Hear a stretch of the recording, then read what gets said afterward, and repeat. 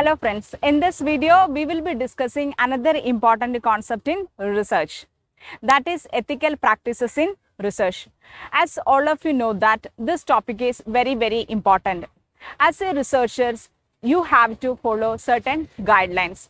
So research ethics is nothing but a set of guidelines that guides us to perform research should be done in such a way, and what are all the things that we should consider while doing research. It is in respect of conducting the research and the dissemination of the research findings. So the first one is informed consent of the participant. In every research, we are taking some participants or we are taking sample from a population. So these participants need to be informed certain things. Why this research is conducted? What is the benefit that should be gained from the research? How the research is going to be conducted. The second is the participants should have the right to withdraw their consent at any point of time. The right to privacy. The findings of the research should not be disclosed to any member outside the research team with respect to the nature of the research. The next one is risk and harm associated with the research. As all of you know that there are certain risks associated with the research. The participants should inform the extent of this risk associated with the research. And not only this, there must be a informed consent from the willingness of a group or individual should be there. Now we will discuss in detail what are all these things. In the case of research, where it is to be studied and why it is to be studied, that is very important. Name of the researcher, the designation of the researcher, the institute which is carrying out the research, that is need to be taken into consider. The second is scope of the research, why this research is conducted, what are all the benefit of this research, the scope and the extent of research. The second is description of the research, the research where, why, what, all these answers should be there in research description. Next one is benefits and risk. What are all the risks associated with this and the benefit associated with it? That should be informed to the participants. The rights of the participants must be ensured at each point of research. Now we will move to the second part, that is called risk and harm. Before that, we will discuss privacy concern. The research should consider the privacy of the participants. For example, the identity of the participants need not to be disclosed with anyone outside the research team. And not only this, the findings of the research must be done in such a way that at any point of time, the identification of the participants should not be disclosed. The researcher must respect the dignity of the participants. They must keep the research findings very safe. If it is digital records, it must be kept very safe with password protection, or the findings should be encrypted in such a way that the research team should have access to the information.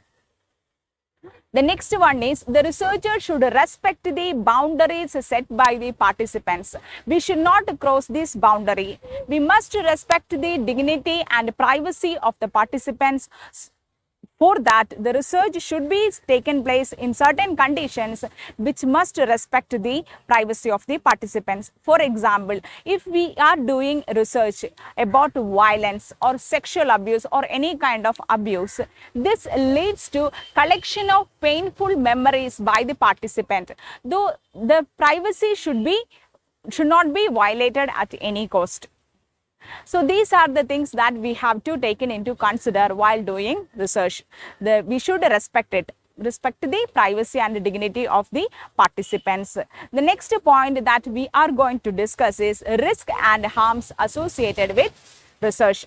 As all of you know that the risk is of different types. It can be financial, it can be material loss, it can be emotional, etc. See, for example, in the case of financial loss, if a research is going to be conducted, the participants may lose their time.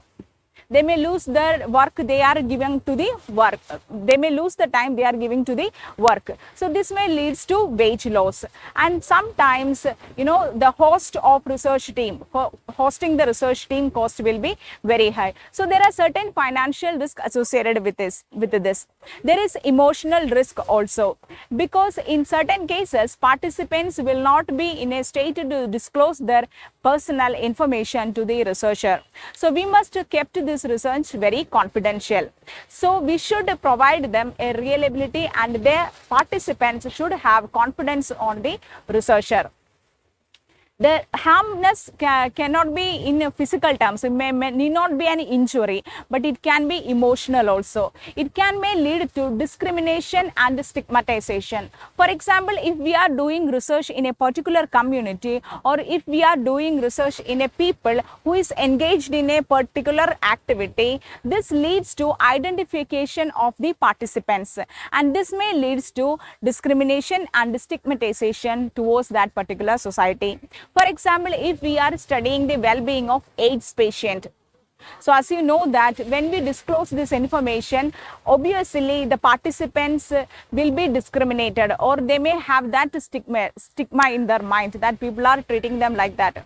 So at any point of time in the findings or in the process in which research is conducted, the identity should not be disclosed.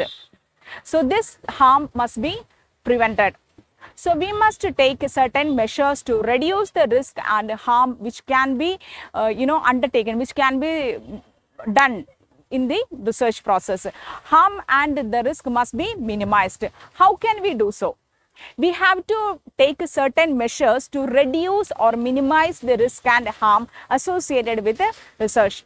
For this, the researcher needed to take some measures beforehand, the risk associated with it and the strategies which can minimize this risk. For example, if we are doing research in a tribal community, we should not encroach their habitation, we should not encroach their privacy. For example, if you are doing research about sex workers, you should keep certain guidelines which can minimize the damage that can be happen during the process of research.